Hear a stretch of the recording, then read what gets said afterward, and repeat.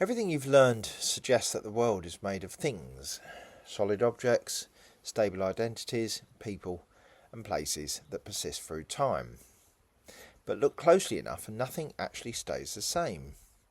Your body changes, your thoughts appear and disappear, mountains erode, stars are born and die. Even the universe itself is evolving. Buddhism has a word for this, Anicca, or impermanence. And it isn't simply saying that things eventually come to an end, it's saying that change is built into the nature of its existence itself. In this video, we'll explore why that matters, how remarkably well it resonates with modern science, and why accepting impermanence might actually make life easier rather than harder. Physics, Consciousness and Reality, Dickie Dredd and Nigel Adams. This is part 35 in the video series, and we're on chapter 8, Framing and Foundations of Eastern Approaches. Today we're going to talk about impermanence, or Anicca. Everything flows. If Maya, that was what we talked about in the last section, tells us that what we see isn't the whole story, then Anicca, impermanence, tells us that even the story we do see never stands still. In Buddhism, Anicca is one of the three marks of existence, along with dukkha, suffering, and anatta, no self, both of which we'll cover. It's the simple but relentless truth that everything changes, nothing lasts, everything flows and mutates. This isn't just a philosophical point, it's an observation you can check for yourself. Watch a river, a flame, or even your own breath. Nothing holds still. Your body is changing at every moment, cells dying and being replaced, your thoughts arise, drift and vanish, even the mountains are shifting, if you wait long enough. The Buddha described this as the fundamental character of all conditioned things. What makes impermanence powerful is that it isn't just about things being temporary, it's about the way our refusal to accept this truth breeds suffering. We want permanence, youth, love, possessions, beauty, money, fame, even identity. But everything we cling to slips away, and that gap between desire and reality is where dukkha takes root. Science, in its own way, agrees. Physics tells us that time itself is woven into the fabric of the universe, that nothing is static. Stars are born, burn, and collapse. Atoms decay.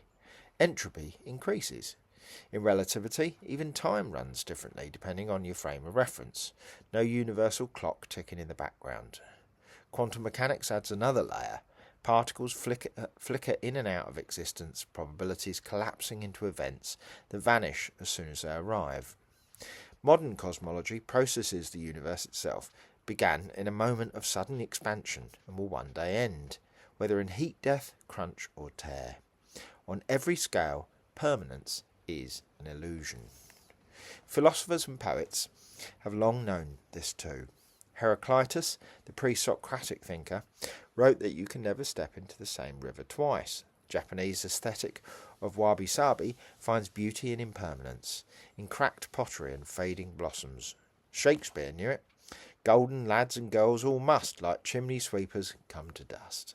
The East gave this intuition a name and a place in its core teaching, Anicca. But impermanence isn't only a source of grief, it's also the opening for freedom. Because if everything changes, then nothing is locked down forever. Pain passes, identities dissolve. Even the heaviest suffering is not permanent.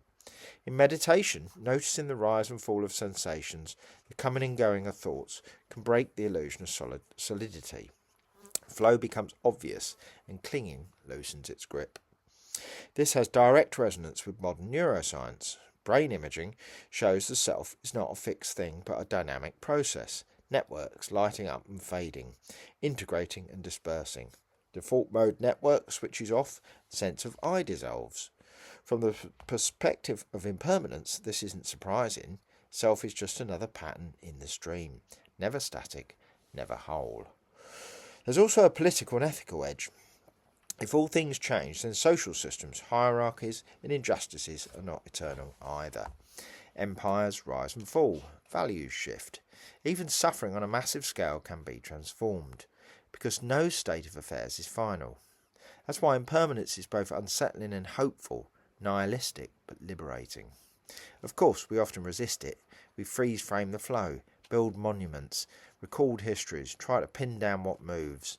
Science does this too. Equations that attempt to hold the flux still long enough to describe it.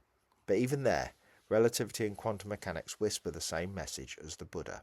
The frame won't hold. So Anicca is both diagnosis and medicine. Diagnosis, everything we love, fear or cling to is impermanent, and ignoring this makes us suffer.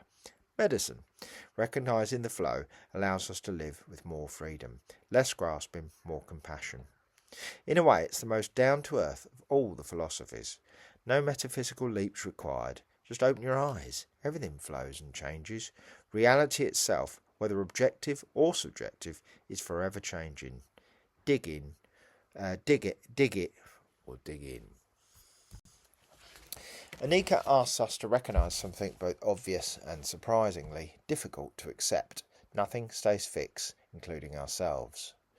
If we stop demanding permanence from a reality that cannot provide it, perhaps we loosen some of the grip that fear, attachment and suffering have over us. But that raises an even stranger question. If everything about you is constantly changing, what exactly is the thing you call I? In the next video, we'll examine no self, or anatta, and the surprisingly fragile nature of the self.